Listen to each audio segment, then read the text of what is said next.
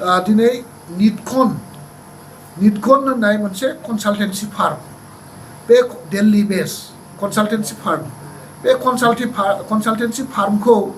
Engage खालामनानै बिथांमोना थांनाय जिथुनाखि पिरियड बै पिरियडफोराव जिथु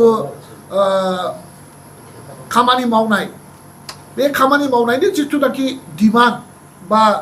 माने फाइनेन्सियेल सेंसननि थाखाय जिथु प्रप'जाल बे प्रप'जालखौ बिथांमोना स्क्रिनिं खालामदों आरो बिथांमोननि स्क्रिनिं खालामनाय मथैनो दानि बिटिसि गभर्नमेन्टआ कन्ट्राक्टरफोरनो पेमेन्टखौ रिलिज खालामगोन होननानै बुंदों दा बिथांमोना माने मासावनो माने 24 crore थाखा 24 लाख थाखा बिथांमोना मासे बिथांमोना लायो 24 लाख एक मास मोनसेयाव बिथांमोना माने दरमाहा लायो दा बिथांमोना 24 लाख थाखानि बेसेबां खामानि मावनो हाखो मावनो हाया दिनैसिमबो बिथांमोना हाउसाव बिदि रिपर्टखौ होआखै आरो जाय निटकननि जिथुनाखि डिपार्टमेन्टेल जिथु कन्ट्राक्टरफोरनि मोननांगौ जिथु फाइनेन्सियेल लाइबिलिटिस बे लाइबिलिटिसखौ निश्चय बिथांमोना थाबैनो स्केनिं खालामना होगोन आरो बिनि सायावबो जोंहा रायलायनांगौ दं दा जायफोर कन्ट्राक्टरफ्रा खामानि मावबाय जायफोर कन्ट्राक्टर मावनाय जिथुनाखि बे न'खौनो जोङो दिनैहाय इउटिलाइज खालामबाय जाय कन्ट्राक्टरफ्रा मावनानै कालभार मावनानै जोंखौ दै बारनो सुबिदा खालामना होबाय जाय कन्ट्राक्टरफोरा जोंनो लामा बानायना होबाय जि लामाखौ जोङो दिनै बाहायगासिनो दङ बे बाहायबाय थानाय लामा दंग' बान्दो आरो न' बां बेफोरनि जिथुनाखि मोननांगौ फैसा बे मोननांगौ फैसाखौबो कन्ट्राक्टरफोरनो रिलिज खालामनांगौ थाबैनो आरो बेखौ रिलिज खालामनांगौबा स्टेट गभर्नमेन्टनिफ्राय जोङो लाइबिलिटिस क्लियार खालामनो थाखाय निश्चय जोङो आरोबाव फैसा जोङो आसाम सरकारनिफ्राय जोङो फैसा लाबोबावनानै जोङो बिथांमोननो पेमेन्ट होनायनि बेबस्थाखौ खालामनांगोन बा बिथांमोना निटकना जुदि स्क्रिनिं खालामखांबायब्ला आरो बिथांमोना दिनै स्क्रिनिं खालामनानै बिटिसि गभर्नमेन्टखौ पेमेन्ट खालामनो होबायब्ला दिनै बिथांमोननि पेमेन्टआ रेगुलार पेमेन्ट जानांगौ पेमेन्टआ स्टार्ट जानांगौ आरो आं मोनथिनायाव थांनाय 2021 आरो 22नि जिथुनाखि फान्ड बिथांमोना 31 मार्चनि गेजेराव बाहायजोबनांगौमोन बेखौ बाहायनो हायाखै बिथांमोना थांनाय मात्र आगस्ट मासनि 25 थारिखसिमावसो बिथांमोना फैसाखौ खरस खालामदों आरो बे खरस खालामनाय जिथु फैसा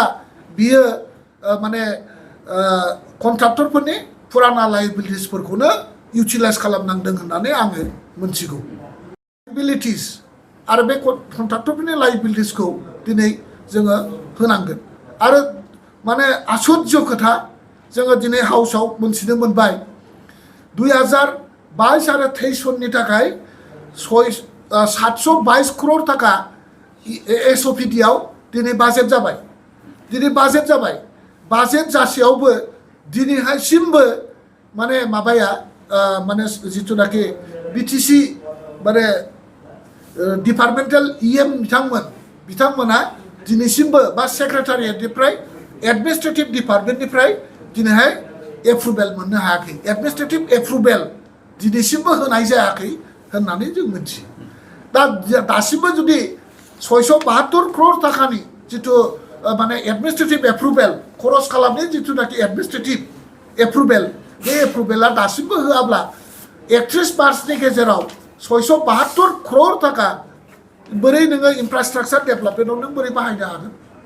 आरो दिनै बिथांमोना मोनथिगौना मोनथिया जे डेलिगेसन अफ फाइनेन्सियेल पावार 2022 सननि स्टेट गभर्नमेन्टनि जिथु पावार माने डेलिगेसन बिनि रुल्स 2022 सननि रुल्स मथे दिनै बिटिसिनि जिथु फान्ड जिथु रिलिज जायो बे रिलिज मथे बा एडमिनिस्ट्रेटिभआ बोरै खालामनाय जायो बे मथेब्ला जोङो बुंनो हायो जे बबेबा मोनसे डिपार्टमेन्टनि माने माबाया बाजेट एलोकेशना बाजेट एलोकेशननि डाबल एडमिनिस्ट्रेशन एप्रुवेल होनो हायो से जेनेबा माने एग्रिकालचार डिपार्टमेन्टनि बाजेट एलोकेशना 50 crore जुदि 50 crore बा बिथाङा माने 100 crore नि एडमिनिस्ट्रेटिभ एप्रुवेलखौ नै देग्लायनि बोसोरावनो होखानो हायो खारन खालमासि माने 50 बा बिथाङा 10% इनहेन्समेन्ट मोनगोन तारमाने 55 crore जागोन 55 crore प्लस 50 crore 100 जोङो एडमिनिस्ट्रेटिभ एप्रुवेलखौ होखायोब्ला खालमासिनि जिथुनाखि डेभेलपमेन्ट खामानि बे खामानिया एडभान्स जानानै थायो खालि फान्डखौल' नोङो 50 crore नि बारा नोङो रिलिज खालामनो हानाय नङा 50 crore रिलिज खालामखांनायनि उनाव नेक्स्ट फैसा फैनाय लोगो लोगोनो जोङो मावखानानै थाबाय नालाय खामानिया लोगो लोगो खरस खालामनो हायो बेवहाय खुनु धरनर लाइबिलिटिस गैया आरो देग्लायनि जिथुनाखि फाइनान्सियेल रुल बे फाइनान्सियेल रुलाव स्टेट गभर्नमेन्टआ बेखौनो एप्रुभ खालामनानै लादों सासे MCLA जय मुसाहारि बिथाङा गबिन्द बसुमतारीनाव सोंदोंमोन जे दिनैसिम जे बिसिबां सेल्फ हेल्प ग्रुपखौ एक्टिभेट खालामनाय जाखो बिसिबां सेल्फ हेल्प ग्रुपनो फाइनान्सियेल सापर्ट खालामनाय जाखो दा बेवहाय जोंहा स्पष्ट जाबाय बिथांमोना रिभल्भिं फान्डनि दारै डिपार्टमेन्टनि BDO अफिसारफ्रा जि मावदों बेनो मावगासिनो दङ खुनु सेल्फ हेल्प ग्रुपनो फाइनान्सियेल सापर्ट होनाय जायाखै होननानै बुंदों दिनै क्लियार जाबाय आरो बेयावनो जोङो मोनथिनो लुबैनानै बिथाङा साप्लिमेन्टारि मोनसे कुइसन खालामबाय जे नोंथांमोना माने गोबां समाव गोबां जायगायाव नोंथांमोना रायजो राजानो कमिटमेन्ट होदों जे जोङो बिटिआर सरकाराव फैनाय लोगो लोगोनो 3 मासनि गेजेरावनो प्रत्येकटा सेल्फ हेल्प ग्रुपनो 75,000 जोङो माने फैसा होगोन होननानै बुंनाय बे खोथाया दिनैसिमबो इमप्लिमेन्ट जायाखै नोंथाङा मा बुङो होननानै सोंनायाव बिथाङा माने स्पष्ट बुंबाय जे बेथ' माने राजनितिक डायलगसो राजनितिक स्ल'गानसो इलेक्सनाव जोङो रायजो राजाफोरखौ ओरैनो बुंफ्लानाय मोनसे माने डायलगसो होननानै दिनै गबिन्द बसुमतारीया हाउसआव गावनो सिखार लानांबाय जोङो इलेक्सनाव मा बुङो मा बुङा अनेक जोङो उमुक होगोन थुमुक होननानै बुंदों खिन्थु इलेक्सनाव होनाय कमिटमेन्टआ जों नैबे दानि अफिसनि जिथु प्रसिडिउर बे प्रसिडिउरजों मिलाया डिपार्टमेन्टेल प्रसिडिउरनि थाखा फैसा राननाय स्किम राननाया आलादा ओमफ्राय इलेक्सनाव बा पार्टी मिटिङाव बुंनाय रावा राजनितिक आलादा होननानै बुंबाय अब्ला जोङो स्पष्ट आरो सोंबावबाय बिदिब्ला नोंथांमोना बेखौ इमप्लिमेन्ट खालामगोन ना खालामा बिथांमोना बेथ' स्पष्ट जाबाय जे 75,000 जे फैसा मोनगोन जे 75,000 फैसा होनायनि माने खुनु गभर्नमेन्टआव प्रसिडिउरबो गैया नीतिबो गैया नियमबो गैया जों आगोलावनो बुंखादों जे माने सेल्फ हेल्प ग्रुपनो बे रोखोमै रावबो फैसा होनो हाया आरो BTCR गभर्नमेन्टआ जुदि 75,000 जुदि माने सेल्फ हेल्प ग्रुपनो फैसा होयोब्ला बोसोरसेयावनो 2-3 माने 1,000 crore थाखा बाजेट SOPD एल'केसन खालामबाबो होनो हाया आरो गोबां स्कुल प्रभिन्सियेलाइजेसननि खोथा स्कुल प्रभिन्सियेलाइजेसन खालामनायनि जिथुनाखि माने थांनाय एसेम्ब्लियाव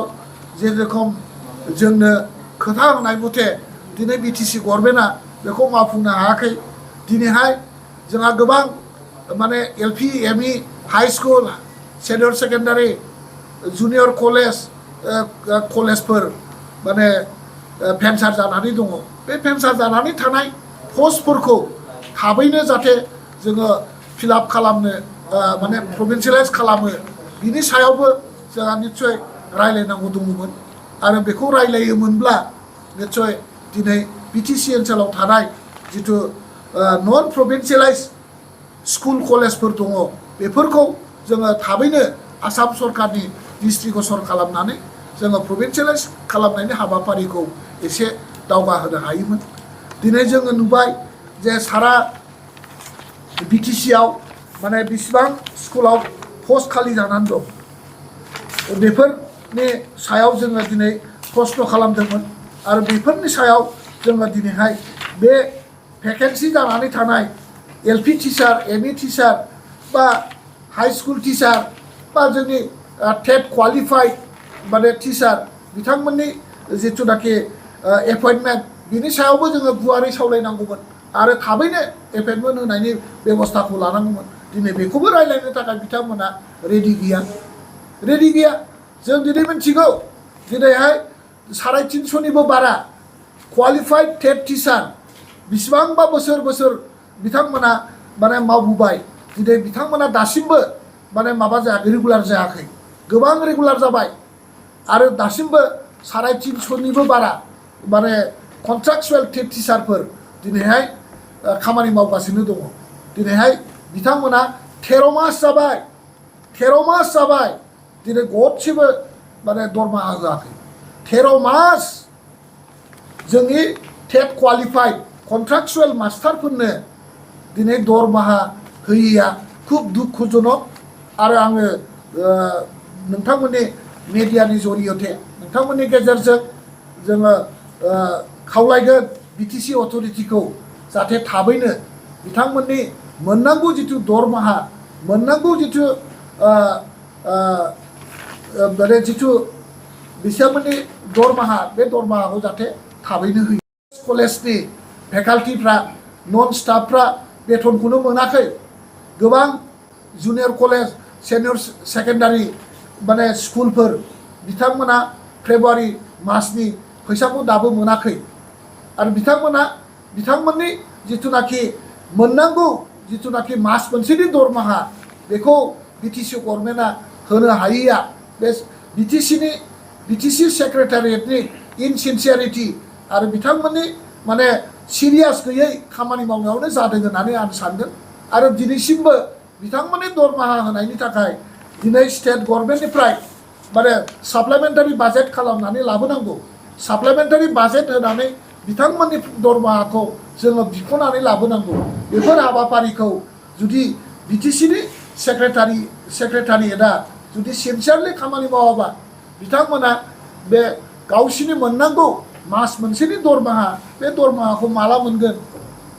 बिनि खुनु गेरेन्टि गैया बिथांमोना राजनितिक खालामनायनि नामाव प्रतिश्रुति आरो बे सरकारा प्रतिश्रुति होग्रा गभर्नमेन्ट माने प्रेक्टिकेलि खामानिनि सरकार नङा माने मा बुङो बेखौ माने खामानियाव गैयै सरकार होननानै दिनै जोङो स्पष्ट रावजों बुंनो हाबाय धन्यबाद।